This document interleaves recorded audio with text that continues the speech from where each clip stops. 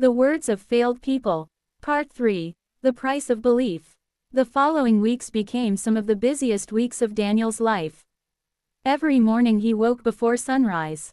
Every night he slept long after midnight. His business idea was no longer just an idea.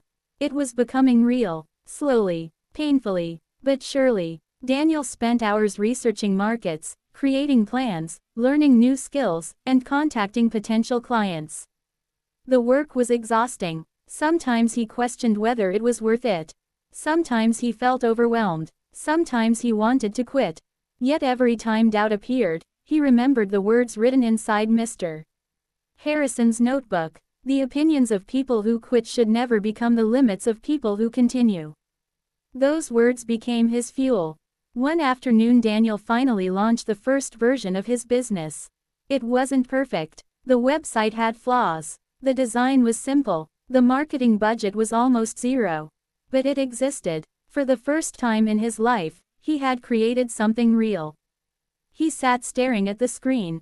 His heart raced. Months of preparation had led to this moment. Then he waited, and waited, and waited. Hours passed. No customers. No messages. No sales. Nothing. The excitement slowly faded. A familiar feeling returned. Disappointment. The next morning there was still nothing. The day after that, nothing again. By the end of the week, Daniel felt crushed. He had worked harder than ever before. Yet the results were invisible. His mind immediately began creating negative thoughts. Maybe they were right. Maybe this won't work. Maybe I'm wasting my time. Maybe I should quit. The voices of failed people returned. Louder than ever. That evening he visited Mr. Harrison. The old man immediately noticed something was wrong.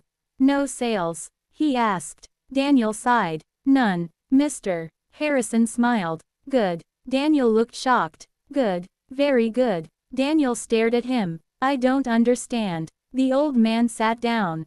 Most people expect success immediately. So, when success doesn't arrive quickly, they quit.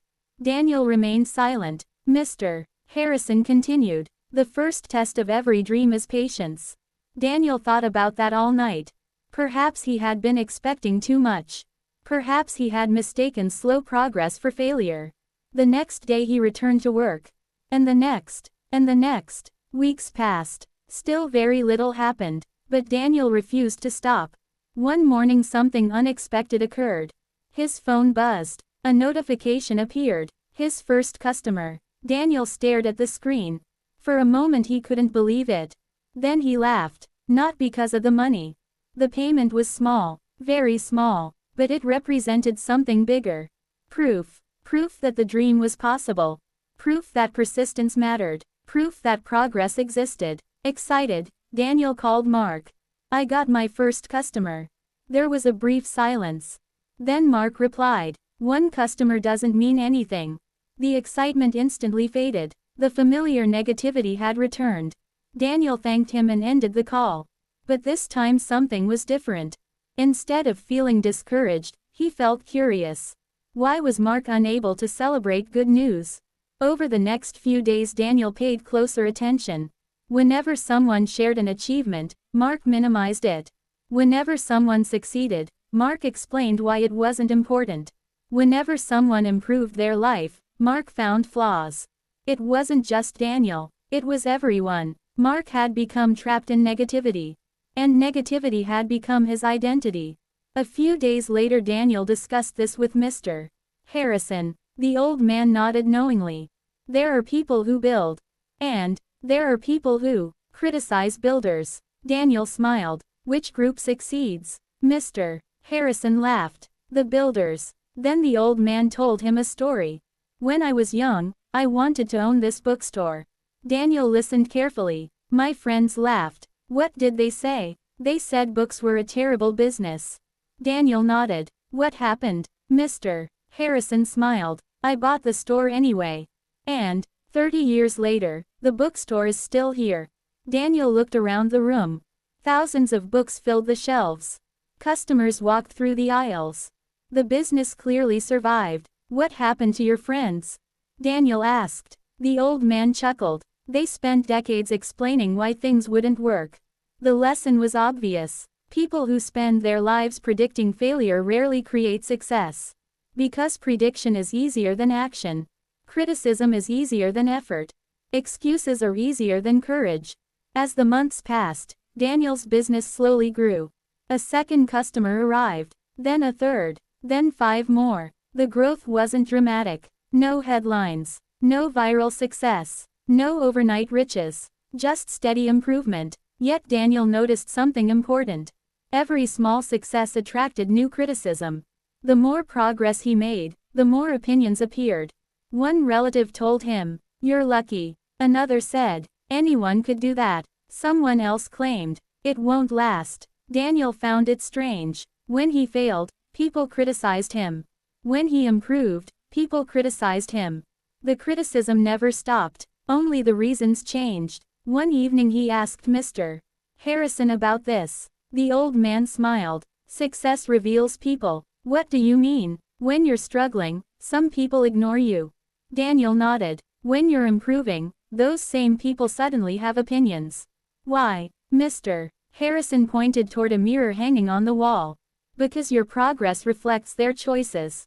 That sentence stayed with Daniel. For years he believed criticism was proof he was doing something wrong. Now he realized criticism often appeared when he was doing something right. Not always, but often, especially from people who never attempted similar challenges themselves.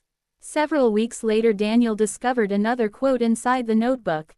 "The moment you begin moving forward, people standing still will call you reckless."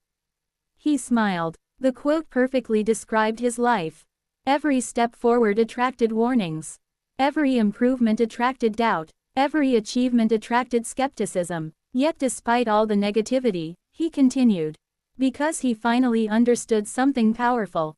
Belief has a price. The price is misunderstanding. The price is criticism. The price is loneliness. The price is doubt. The price is patience. Most people aren't unwilling to succeed. They're unwilling to pay the price. Late one night Daniel sat alone in his apartment. Rain tapped softly against the windows. His laptop displayed new customer requests.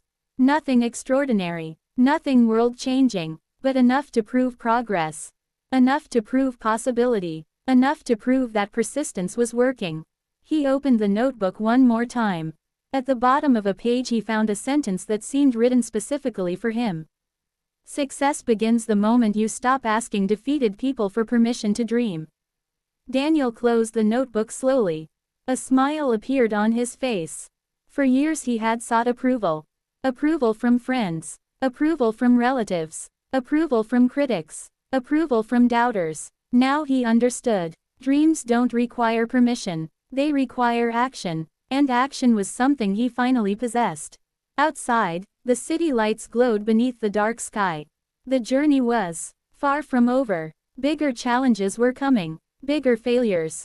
Bigger tests. And soon Daniel would face the most difficult obstacle yet, one that could destroy everything he had built. Or transform him into the person he was meant to become. To be continued in Part 4.